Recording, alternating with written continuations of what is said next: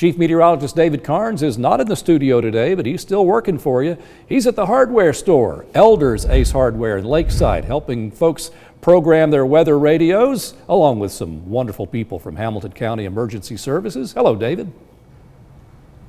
Hey there, DK. Yeah, you're absolutely right. Amy Maxwell is here. We also have Chris, Emergency Manager, is here as well, and they are programming weather radios for you, whether you have an old one, whether you need to pick one up. They have very inexpensive ones. They have a number of types that will keep you safe during severe weather. And one of the big things that we're seeing is people have older ones, they're bringing them in, and they're not programmed correctly. So they're picking up weather in Memphis or Nashville, but they're not picking up weather here where you need it. So come on by. We're going to be at Elders Ace Hardware in Lakeside, right across from Dallas Bay Church, Food City, and we will be here until 7 o'clock programming these radios for you. And if you need one, yeah, we will be glad to sell you one of those as well. Right now, we are looking at some severe weather that's going to be moving in late tonight. This is not it. You'll notice some pretty nice little areas of rain and a little bit of thunderstorm activity moving through, but that is not the main batch of strong thunderstorm activity that's going to be pressing into the Tennessee Valley a little bit later tonight. And we're talking about late tonight, right around 11 o'clock, we'll start to see some of those thunderstorms moving on in. But Dunlap, within the next 40 minutes, you're going to start to see some of that heavy rain pressing into you, and it may be heavy at times as that rain trains in through the evening. Around the rest of the area, a lot of cloud cover and pretty mild temperatures in the low to mid 60s, 65 in Chattanooga. Looking at breezy, cloudy weather this evening, and then the storms late tonight, the rain ending early on Wednesday morning. So notice severe weather outlook. We're looking at the blue and the dark green. That is where we have a marginal to a slight risk of severe storms late tonight. The biggest threats are going to be damaging winds, localized flooding, and I cannot rule out, especially west of I-75, isolated tornadoes. So let's go through those risks. The risk of damaging winds, we're talking about 60 mile per hour plus wind gusts. 5%, 15% risk when you get to Chattanooga and westward. So damaging winds, absolutely a possibility. And then late tonight, a 2% risk of tornadoes popping up and a 5% risk when we get west of Chattanooga. So we need to be very weather aware as we move through the evening.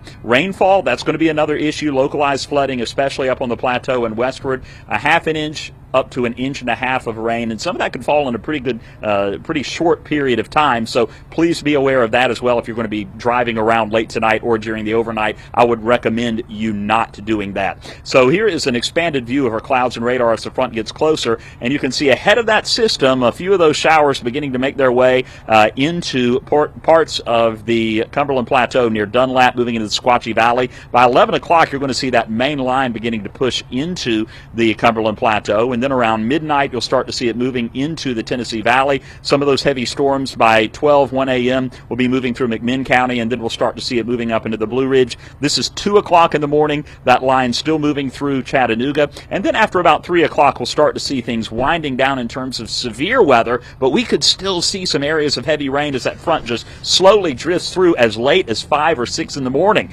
And then after 6 o'clock, we'll finally start to see everything winding down, and by 9 o'clock, just partly cloudy skies, and we're going to see some clearing and pretty mild weather. Temps behind that front will still be mild in the 60s. Moving into Thursday, warm front lifts northward. Not going to see any rain Thursday, but you're going to have highs in the low 70s, and that's going to be ahead of another system. I don't think this will bring us much rain, but it might bring a few showers on Friday morning. And then Friday afternoon, we're going to have much colder air moving in. How much colder? We'll take a look. We got the early morning storms on Wednesday, warm and dry Thursday.